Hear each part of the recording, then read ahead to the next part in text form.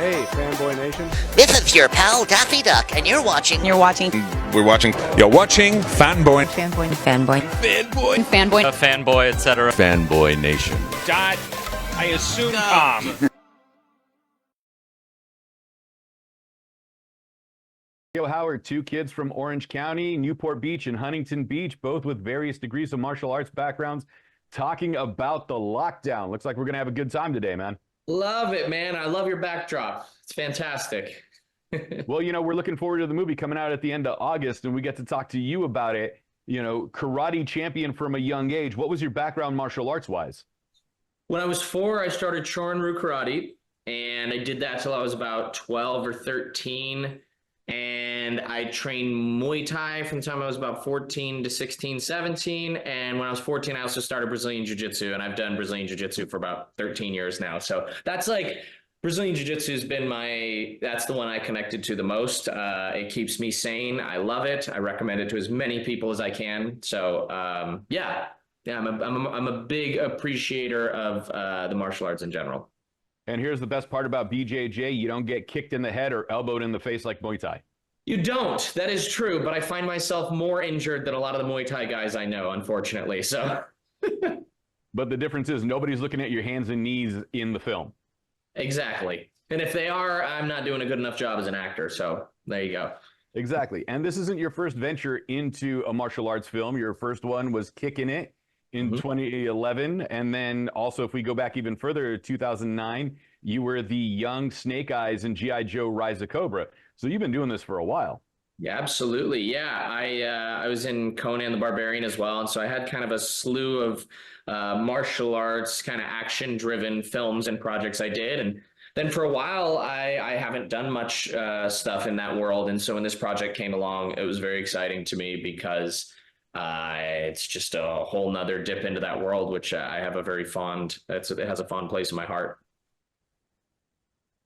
And you get to co-star with Caity Lotz on this one. You know, she was in an all-girl group at one point in time before she became an action heroine. So it's got to be a little bit of fun teasing each other on the set because you're the martial arts guy, but she's also the martial arts girl that's also a singer. That's right. That's right. And she was a professional dancer as well. And so we did a little like 3-week boot camp for this project. And I was so impressed with her. She's done quite a bit of martial arts stuff, but Muay Thai was pretty new for her. She picked it up very well, and talk about having to just get sort of thrust into the lion's den. She kicked ass. She did a great job. Right. And the premise of the film are two siblings, Charlie and Jack, trapped in Myanmar in one of the toughest prisons. Where was the location of the shoot that doubled for Myanmar? Yeah, so it was taking place in Myanmar was the country. And we were in about 3 hours south of Bangkok in a town. It's not a town, it's a city called Chonburi. And actually it was adjacent to the area called Sriracha, which is where the original Sriracha sauce, the chili sauce, was made. Yeah, and we shot in a real penitentiary that was abandoned, and that added quite a bit of value to the film. It was really eerie to shoot in.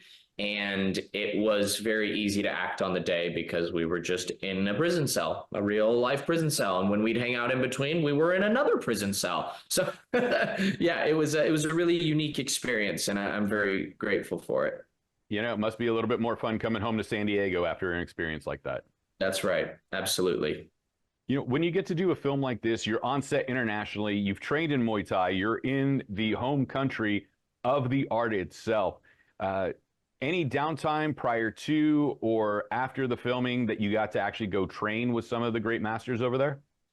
I didn't get a whole lot of time to go train either before or after. Before is always the threat of getting injured and that sort of thing. I have a couple injuries that I've nursed for a long time.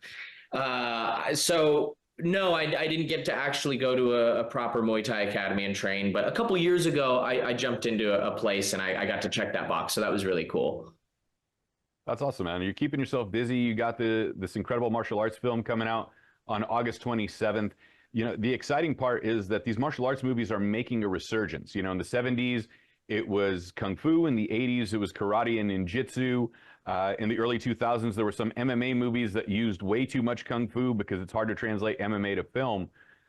How fun is it to be able to be a martial arts practitioner yourself and to work on these films, like combining both your loves of acting and combat sports?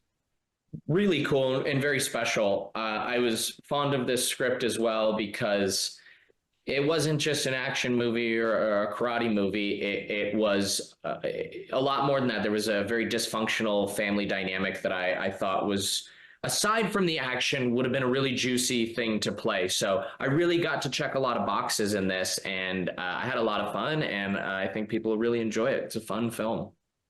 You know, with the resurgence of martial arts movies, you know, we've had that time where the superhero movies are obviously still there. Deadpool and Wolverine just did phenomenally at the box office, but there's still a part of us that want a human story with human people that have achieved their physical peak.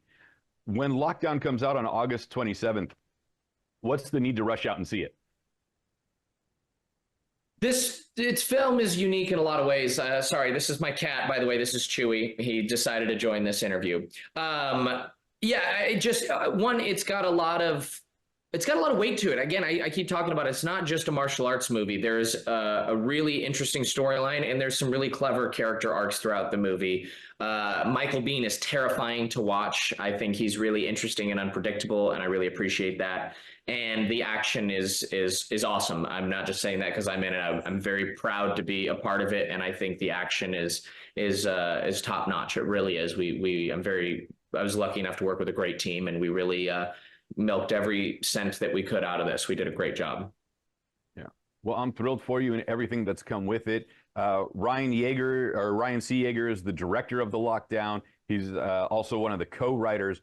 When you get to work with the writer who's also the director, is it a little more freeing or is it a little more strict where they seem to be a bit married to the page? Just depends on who the artist you're working with is. Ryan was fantastic because Ryan had a really great balance of having a very clear vision, which is immensely important. And he was also flexible at the same time and open to collaboration.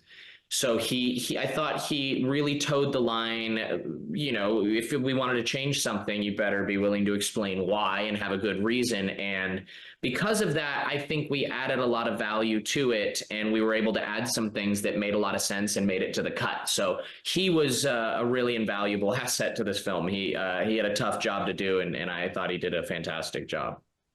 Fantastic. Leo Howard, my brother on the mat. One day we might actually get to roll together. But for now, we get to talk about Lockdown coming out August 27th. Where can we find you on social media if we want to connect and keep the conversation going? Yeah, man, everywhere. On Instagram, Who is Leo? That's about kind of the only one that I mess with because I like pictures, and, you know, like us all, I'm addicted to the phone. So that's probably the one. I dig it. Leo Howard, thank you so much. Again, The Lockdown, August 27th. Can't wait to hear everybody's reaction to it. Congratulations. Thanks, RC.